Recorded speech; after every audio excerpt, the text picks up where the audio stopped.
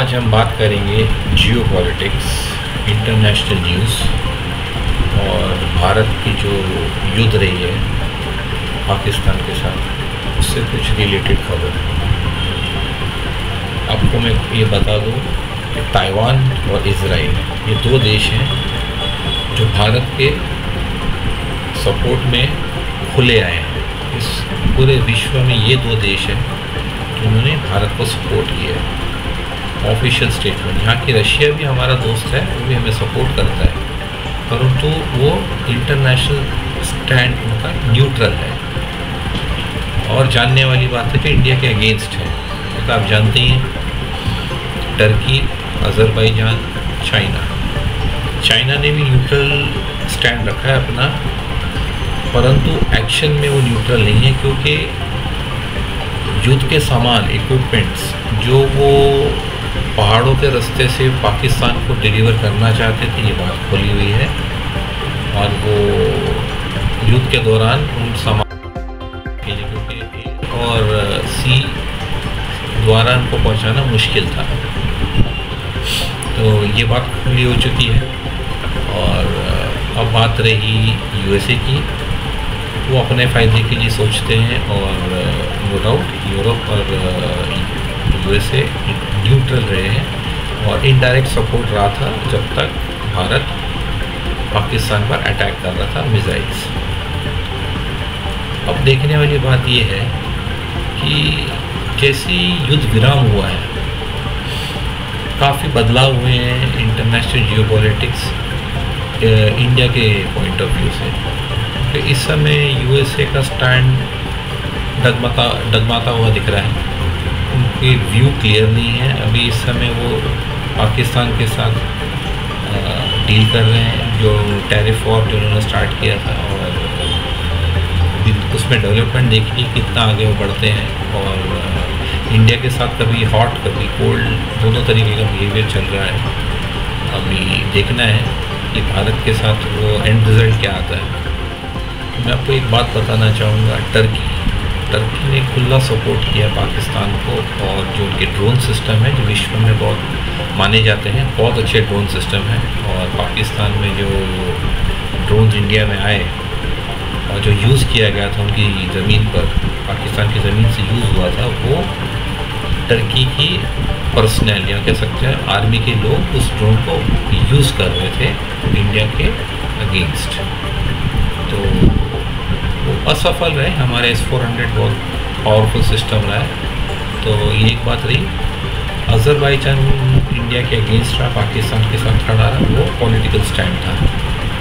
और चाइना बातें न्यूट्रल कर रहा था, परंतु वो वेपन्स या लड़ने के सामान देने के लिए तैयार हो गया था। वो देने के लिए ट्रक निकल भी चुका था, और इनफैक्ट आज की डेट में पहुँच भी गया होगा। भारत एक विकसित देश है और आज चौथे पाँचवें नंबर में विश्व में उसका रैंक है जीडीपी की साइज़ के हिसाब से। जो हम बात करते हैं $4 ट्रिलियन इकोनॉमी में, 4-5 रैंक इसलिए कह रहा हूँ क्योंकि डॉलर में ही कैलकुलेट किया जाता है, तो जो फ्लक्चुएट होता है तो कभी इंडिया का रैंक ऊपर नीचे थोड़ा बहुत हो जाता है, तो उससे इतना फ़र्क नहीं पड़ता है। और एक इंडिया एक ग्रोइंग इकोनॉमी है, इसके अलावा एक ग्रोइंग पावर भी है। जिस हिसाब से जो हमारे ब्रह्मोस मिसाइल्स ने कमाल किया है, जितनी प्रिसीशन से उन्होंने दागा है और जिस हिसाब से नुकसान पहुंचाया है, और उनके एवैक सिस्टम या कह सकते हैं एयर डिफेंस सिस्टम पकड़ नहीं पाए। तो और प्लस हमारे राफाल प्लेन जो फ्रांस के हैं, वो हमारी एक अलग स्ट्रेंथ रही है। और S-400 जो रशिया के डिफेंस एंटी मिसाइल सिस्टम, उसकी तो तारीफ़ करने के तो कोई शब्द कम पड़ जाएंगे। इंडिया एक क्वाड का मेंबर भी है, QUAD, जिसमें जापान, ऑस्ट्रेलिया, यूएसए और इंडिया है। और ये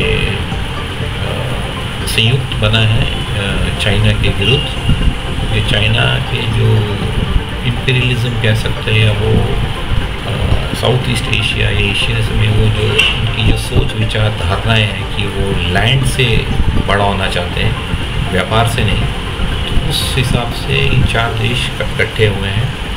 और क्वाड एक चाइना के अगेंस्ट संयुक्त है। और देखने वाली बात ये भी है कि इसमें यूएसए इंडिया के साथ है और बारोबार एक और बात है कि इंडिया ब्रिक्स का भी मेंबर है, जहाँ पे Brazil, Russia, India, China, Saudi Arabia है उसके मेंबर है, और साउथ अफ्रीका भी है। अब इस ब्रिक्स नेशन जो इकट्ठे हुए हैं, ये संयुक्त है, ये अमेरिका के विरुद्ध है, ये अमेरिका के फाइनेंशियल सिस्टम के विरुद्ध है, जो कि डॉलर के डोमिनेंस के ऊपर। तो यूएसए भी नहीं चाहेगा कि उसकी डोमिनेंस ख़त्म हो इस विश्व पे, और उनका जो डॉलर का जो ताकत है जो पूरे वर्ल्ड में चलता है, और वो जिस पे भी सैंक्शन लगाते हैं वो सक्सेसफुल होते हैं बिकॉज डॉलर की ताकत से। तो ब्रिक्स जो कोऑपरेशन हुआ, ये संयुक्त है, ये इसलिए बना है कि यूएसए की डॉलर डोमिनेंस को कमज़ोर किया जा सके। तो इंडिया इसका सदस्य है, क्वाड में भी सदस्य है। आपको ये भी बात समझनी होगी, इस युद्ध में जहाँ पे रशिया यूक्रेन वॉर भी चल रहा है, और रशिया को भी सामान की ज़रूरत है, यानी लड़ने के सामान की, जो वेपन्स, मिसाइल्स, टैंक्स, या जो भी रशिया यूक्रेन वॉर में जिस चीज़ की ज़रूरत है, तो उसके भी स्टॉक ख़त्म हो रहे हैं, उसको भी स्टॉक की ज़रूरत है। तो वो कई बार चाइना और नॉर्थ कोरिया की हेल्प मांगता है, और वो देते हैं, जैसे मिसाइल्स हैं, ड्रोन्स हैं। तो इस समय रशिया में स्टॉक घट भी रहा है, और उसको अपनी स्टॉक को बढ़ाना भी है, और इस समय वो हॉट वॉर में बिज़ी है। इससे क्या हो गया कि रशिया भी एक एक्सपोर्टर नेशन था, जो विश्व में अपने मिसाइल्स और अपने युद्ध के सामान जो बेचा करता था, उसकी कमी हो गई है। और भारत देश जिस हिसाब से इस युद्ध में जीता है, और उस कमी को पूरी करने के लिए भारत देश आ गया है। जैसे ब्रह्मोस मिसाइल्स की बहुत डिमांड आ रही है, तो चाहे वियतनाम है, चाहे ब्राज़ील है, और इंडोनेशिया है, ऐसे काफ़ी देश हैं, ऐसे 20 देश हैं जिनको ब्रह्मोस मिसाइल्स चाहिए। और यही नहीं, हमारे एक लड़ाकू विमान भी है, उसकी भी डिमांड है, बट ज़्यादा नहीं, बट है उसकी भी डिमांड, जो हिंदुस्तान एरोनॉटिकल कंपनी बनाती है।